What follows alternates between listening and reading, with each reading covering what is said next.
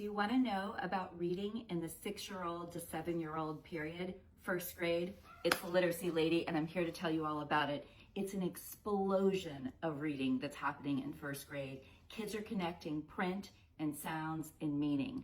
They are able to read simple books, and some of them are able to read even a bit harder books. They are beginning to read more smoothly, more evenly, less choppy. They're still decoding, which means sounding words out, but they will become more and more familiar with these words and start mapping them to their long-term memory, so they'll have automatic recall and recognition of those words. And they will begin writing stories, their own sentences and their own stories. The other thing you can do at this period is you can get your children to tell you stories, and then you can write them down for them. This is one of my favorites from my own child was in first grade, Mr. Cutter. He had this whole story about Mr. Cutter. He even drew Mr. Cutter. And then as he told me the story, I wrote it down and we read it back together again and again. So he saw that he could create his own book. Mr. Cutter isn't a man who enjoys chopping wood. Mr. Cutter is a monster who chops anything in his path. Beware.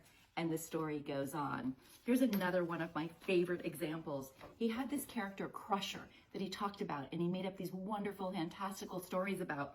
Who is Crusher? Ah, Crusher. I have a dragon, and his name is Crusher. He is 100,000 feet tall, and he is 1,000,000 feet long. Crusher is black, with black diamond spikes on his eyes and his back. He was so creative and inventive, but I was typing this up and capturing his language for him. And then we could read the story back together, and he could see that he was an author. So this is an amazing time. And remember, you can have your child writing their own stories, like this one that was really exciting with all of my child's own art, or you can listen to them and capture the stories for them. Here's Crusher again. Crusher has lost. And then this is me capturing the story that he told me.